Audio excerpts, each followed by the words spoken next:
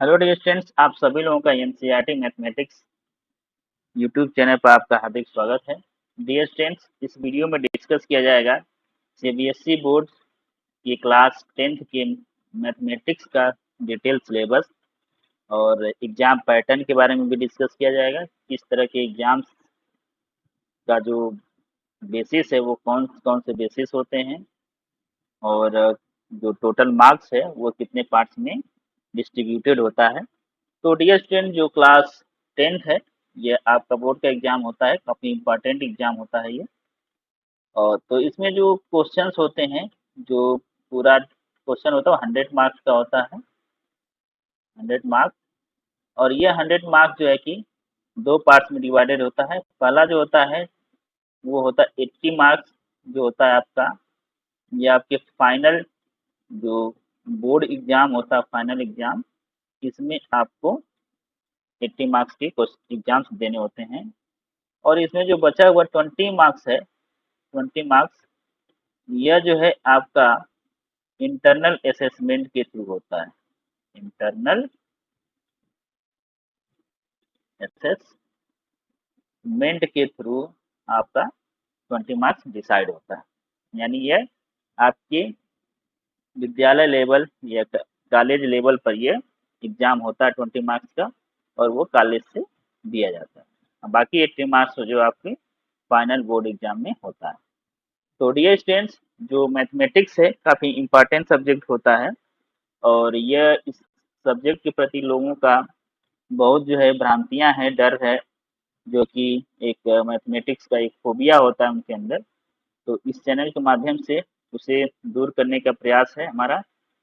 तो आइए देखते हैं हम लोग। सबसे पहले हम लोग डिटेल सिलेबस यहाँ पर पढ़ेंगे, उसके बाद जो है जो 20 मार्क्स का डिस्ट्रीब्यूशन है उसको हम लोग देखेंगे कि 20 मार्क्स का जो इंटरनल असेसमेंट होता है वो किस बेसिस पर किया जाता है। तो डियर स्टूडेंट, का जो यूनिट है ये है नंबर सिस्टम का। इस यूनिट से आपके 6 मार्क्स के क्वेश्चंस पूछे जाते हैं। सेकेंड जो यूनिट है वो है एलजेब्रा। एलजेब्रा से जो है कि 20 मार्क्स के क्वेश्चन आते हैं। यह जो एलजेब्रा है ये काफ़ी इंपॉर्टेंट यूनिट है, इससे मैक्सिमम मार्क्स पूछे जाते हैं। बाकी जो यूनिट्स है उससे ये काफ़ी ज़्यादा इससे मार्क्स आपके क्वेश्चन आते हैं। नेक्स्ट जो थर्ड यूनिट है वो है कोऑर्डिनेट ज्योमेट्री। इससे जो है आपके 6 मार्क्स के क्वेश्चन आते हैं। जो फोर्थ यूनिट वो है ज्योमेट्री। ज्योमेट्री से जो है आपको 15 मार्क्स के क्वेश्चन पूछे जाते हैं। जो सिक्स फिफ्थ जो यूनिट है वो है ट्रिग्नोमेट्री। तो ट्रिग्नोमेट्री से जो आपको जो है 12 मार्क्स के क्वेश्चन पूछे जाते हैं। उसके बाद है मेंसुरेशन। मेंसुरेशन से 10 मार्क्स के क्वेश्चन आते हैं। और लास्ट जो यूनिट है, सेवेंथ यूनिट, इससे जो है 11 मार्क्स का क्वेश्चन इससे पूछा जाता है। डिटेल सिलेबस क्या है वो हम लोग यहाँ पर देखेंगे। तो सबसे पहले हम लोग आइए देखते हैं जो पहली जो यूनिट है नंबर सिस्टम, इसके बारे में देखते हैं कि इसमें क्या क्या पढ़ना है। तो जो नंबर सिस्टम है फर्स्ट यूनिट, इसमें हमें रियल नंबर्स पढ़ने हैं। रियल नंबर्स में जो है कि हमें पढ़ना फंडामेंटल थियरम ऑफ अर्थमेटिक। इसमें जो है statements after reviewing work done earlier and after illustrating and motivating through examples. इसमें फंडामेंटल थियरम्स क्या है अर्थमेटिक के, ये हमें पढ़ना है। ठीक है। इसके बाद जो है कि हमें पढ़ना है प्रूफ्स ऑफ इनरेशनैलिटी ऑफ √2, √3 एंड √5। तो √3, √2 और √5 ये जो नंबर्स हैं इनरेशनल नंबर होते हैं। तो यह किस बेसिस पे होते हैं ये हमें इसमें डिस्कस किया जाएगा, इसको पढ़ना है। इसके जो है इससे क्या फायदे होंगे, इससे जो है कि डेवलप होगा, develops understanding of numbers including the set of real numbers and its properties. और इससे क्या होगा, x tends the understanding of powers, जो कि रेडिकल पावर होते हैं उसकी, एंड एक्सपोनेंट। पावर और एक्सपोनेंट्स जो होते हैं उसका अंडरस्टैंडिंग बढ़ेगी।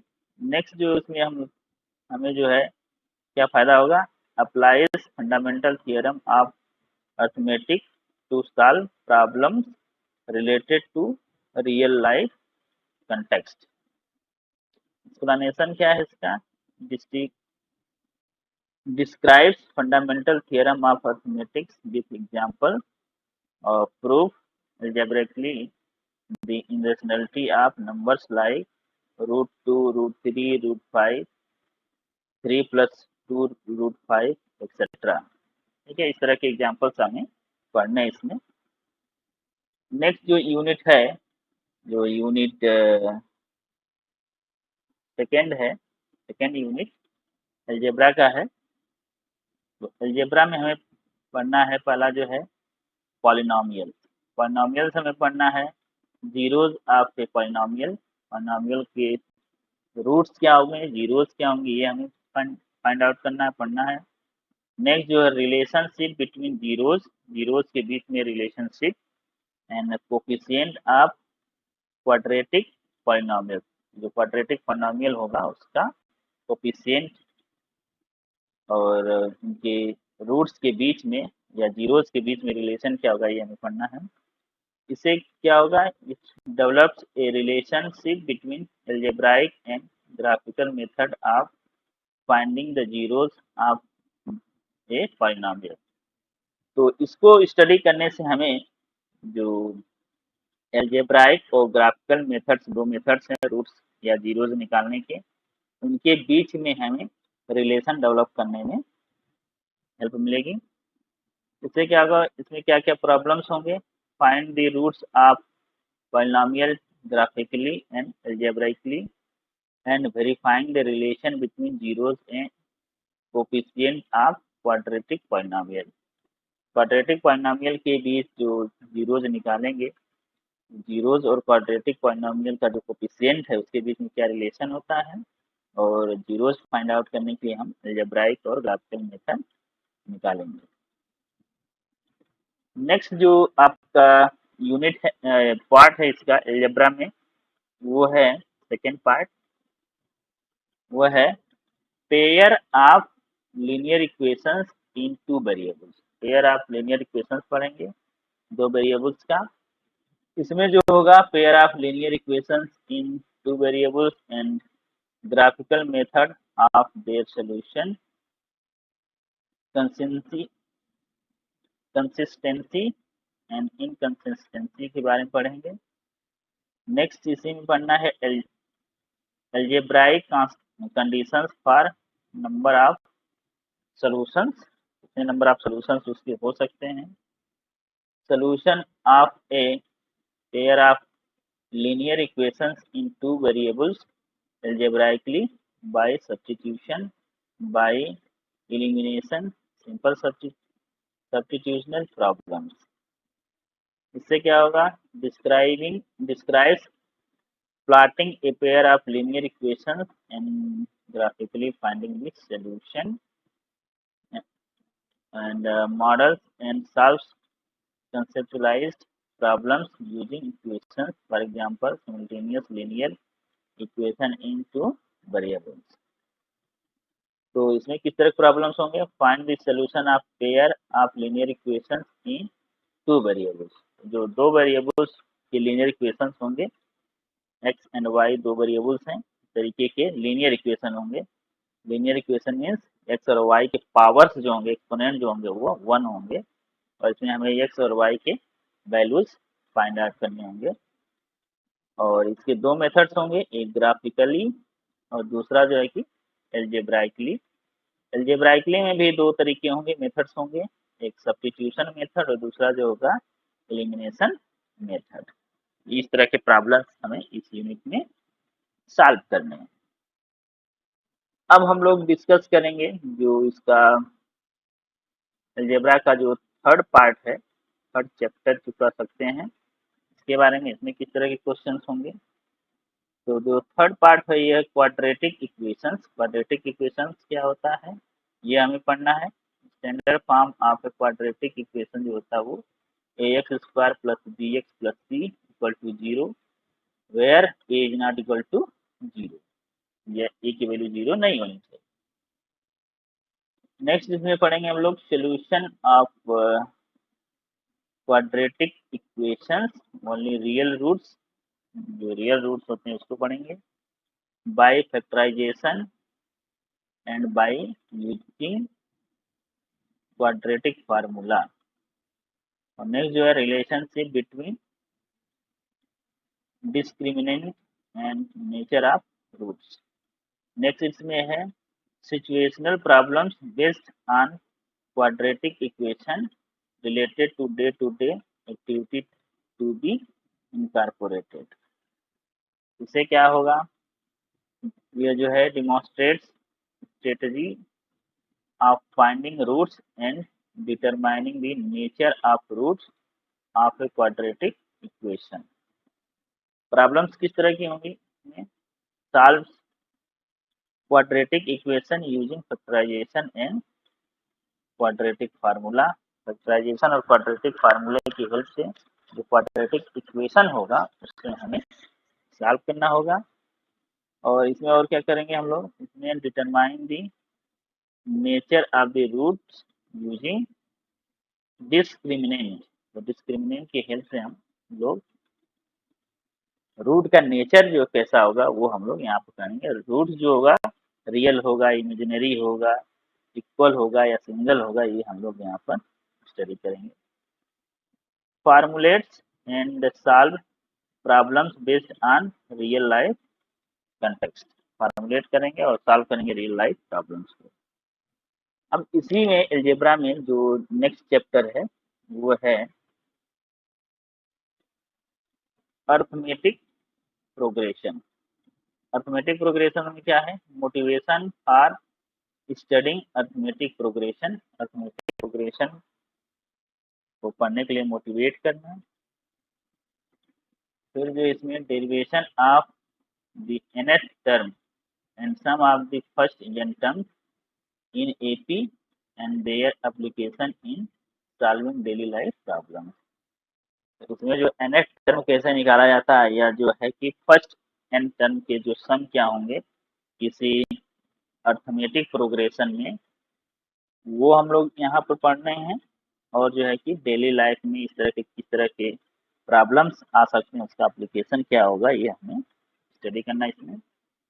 इससे क्या होता है, इससे जो है कि develops strategies to apply the concept of arithmetic progression to daily life situation।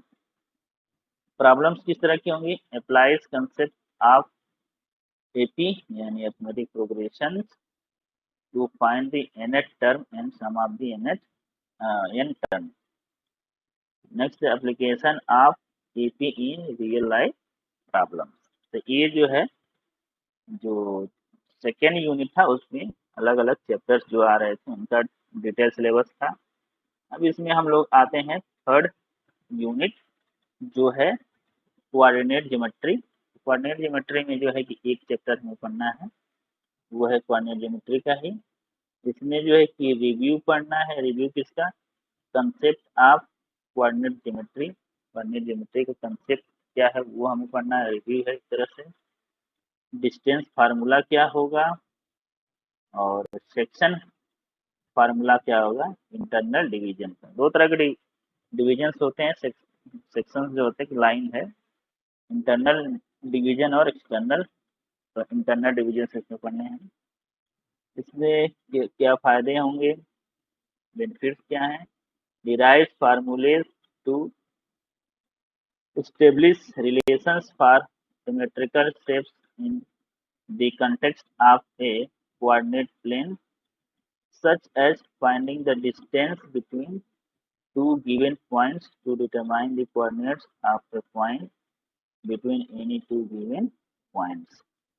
ठीक है, तो ये दो पॉइंट्स दिए गए रहेंगे, उनके कोऑर्डिनेट्स दिए रहेंगे, उनकी हेल्प से उनके बीच के लाइंस को फाइंड आउट करना, या फिर कोऑर्डिनेट प्लेन है तो उसमें शेप्स को फाइंड आउट करना। ये प्रॉब्लम्स किस तरह के होंगे, इसमें जो प्रॉब्लम्स हैं वो है solve problems using distance formula and section formula. Distance formula और सेक्शन फार्मूले की हेल्प से हमें प्रॉब्लम सॉल्व करनी है। नेक्स्ट जो यूनिट है वो है फोर्थ यूनिट, इसको हम लोग देखेंगे यहाँ पर। फोर्थ यूनिट जो है ज्योमेट्री। तो ज्योमेट्री में जो है इसमें जो पहला चैप्टर है वो है ट्रायंगल्स का। तो इसमें हमें क्या क्या पढ़ने हैं, इसमें पढ़ना है definition, examples, counter examples of similar triangle. और इसमें आगे जो है प्रूफ पढ़ने हैं। If a line is drawn parallel to one side of a triangle to intersect the other two sides of distinct point, the other two sides are divided in the same ratio। ठीक है, कोई triangle है तो उसमें जो है line draw करेंगे, तो एक साइड से ड्रा करेंगे तो दूसरे साइड में जब वो दो अलग अलग साइड कट करेगा अलग अलग पॉइंट पर और वो सेम रेशियो में कट हो रहा है, तो उस तरह के प्रॉब्लम पढ़ने हैं। नेक्स्ट जो इसी में है पार्ट वो है स्टेट का, स्टेटमेंट्स, विदाउट प्रूफ स्टेटमेंट पढ़ना है। If a line divides two sides of a triangle in the same ratio में यदि डिवाइड कर रहा है, the line is parallel to the third side, ये पढ़ना है। नेक्स्ट जो है इसमें स्टेटमेंट है कि जो ये भी विदाउट प्रूफ ही पढ़ना है कि if a two triangle, if a two triangle the corresponding angle are equal, their corresponding side are proportional to the triangle।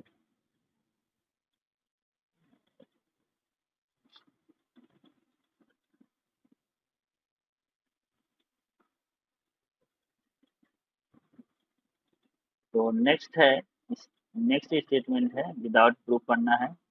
If a in two triangle, दो ट्रायंगल्स के बीच में, the corresponding angle are equal, their corresponding side are proportional and triangles are similar, triangles are similar ये होगा, ये पढ़ना है।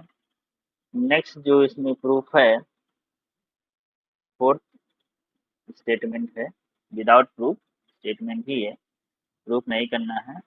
If the corresponding side of two triangles are proportional, their corresponding angle is are equal and the two angles are similar, ये पढ़ना है। Next जो theorem है, पांचवी जो थ्योरम पढ़ना है, चौथी थ्योरम जो है या स्टेटमेंट है विदाउट प्रूफ।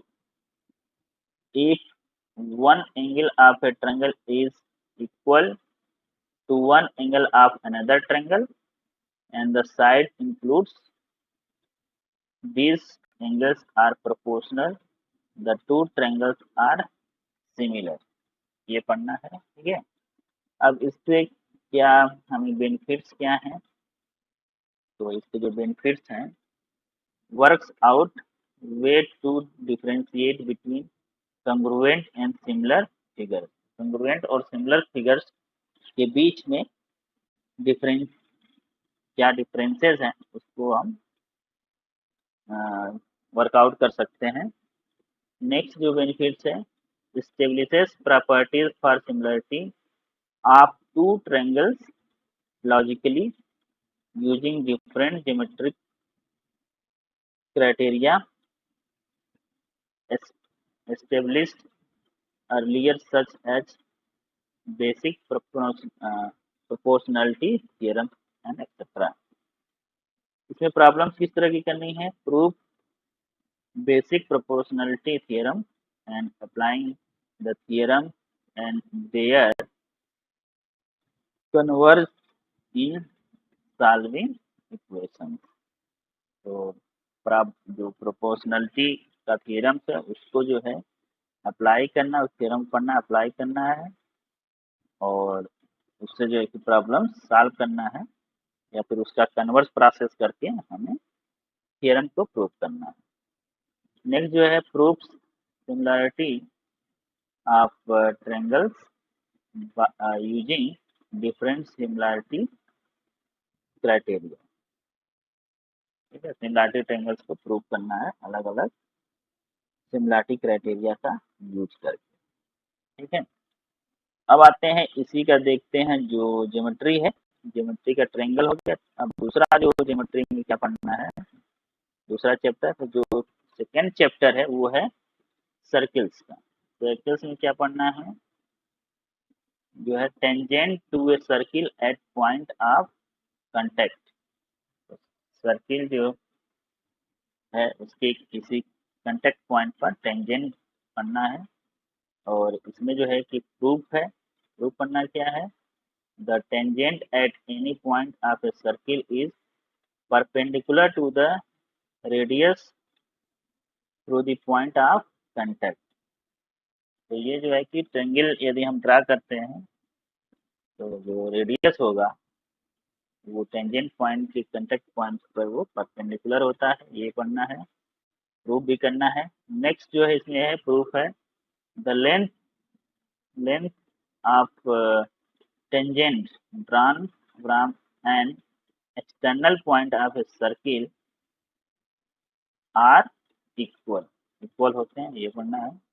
बेनिफिट्स क्या है, derives proofs of theorem related to the tangents of circles. Problems किस तरह की होंगी इसमें, prove the theorem based on the tangent of a circle. Next जो होगा प्रॉब्लम्स वो होगा apply the concept of tangents of circle to solve various problems। नेक्स्ट जो यूनिट है वो फिफ्थ यूनिट है जो कि ट्रिग्नोमेट्री का है। इसमें जो है पहला जो चैप्टर है इंट्रोडक्शन टू ट्रिग्नोमेट्री। इसमें जो है ट्रिग्नोमेट्रिक रेशियोज पढ़ना of an acute angle of A right angle triangle, proof of their existence, well defined existence करना है। नेक्स्ट जो है motivate the ratios wherever are defined at 0 degree and 90 degree, values of the geometric ratio of 30 degree, 45 degree and 60 degree। Next relationship between the ratios, ratios के बीच में relationships पढ़ने हैं। इससे बेनिफिट्स हैं understands the definitions of the basic trigonometric functions including the introduction of the sine and cosine function। इसमें problems किस तरह के होंगे, यहाँ पर जो है evaluates trigonometric ratios, describes trigonometric ratios of standard angles and solving related expressions. Next जो चैप्टर है ट्रिग्नोमेट्री का वो है ट्रिग्नोमेट्रिक आइडेंटिटीज। इसमें अलग अलग तरीके के ट्रिग्नोमेट्रिक आइडेंटिटीज होती हैं, उसको पढ़ना है। इसमें जो proof and application of the identity sine square A plus cos square A equal to 1। Next जो है only simple identities to be given. Benefits हैं uses trigonometric identities to solve problem, problem solve करने के लिए हम trigonometric identities का use कर सकते हैं, करते हैं।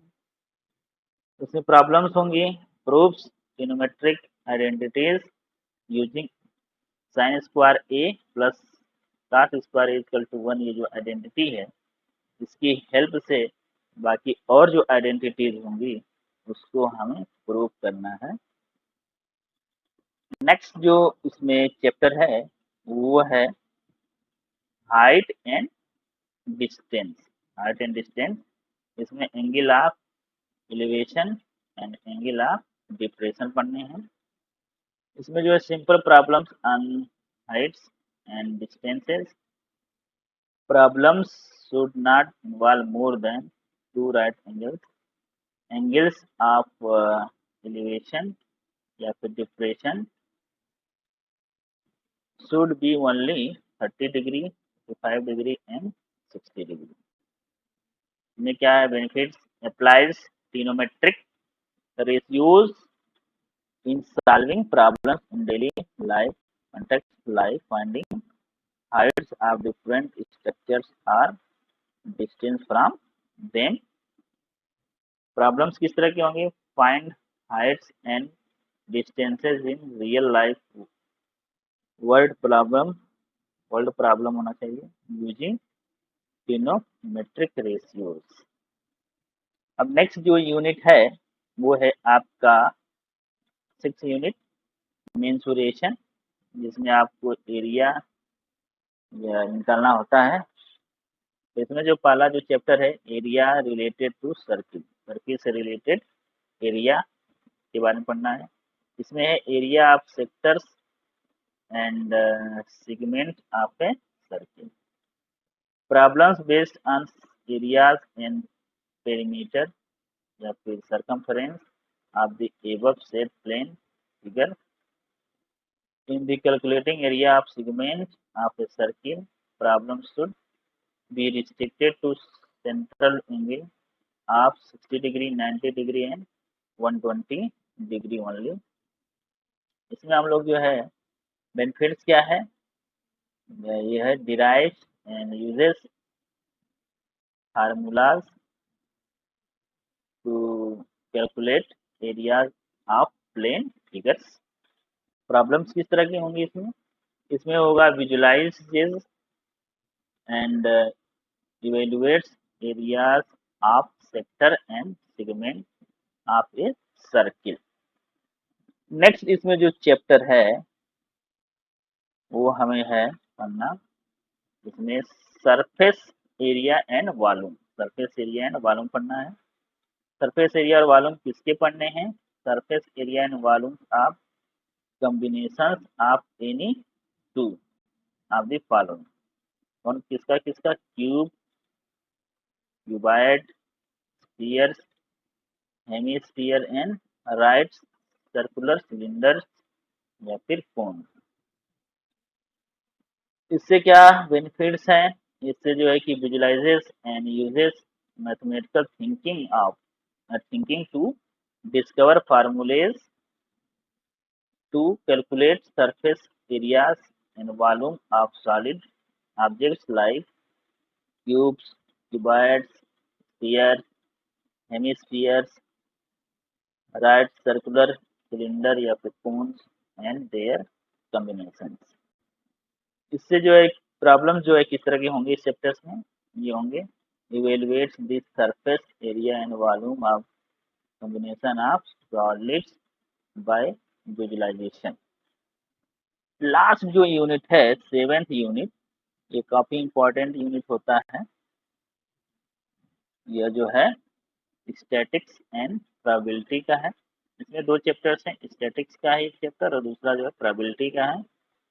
स्टैटिक्स में हमें पढ़ना है median and mode of grouped data, जो कि बायो मॉडल सिचुएशंस होंगे। इसमें जो बायो मॉडल सिचुएशंस को एवॉइड करना है।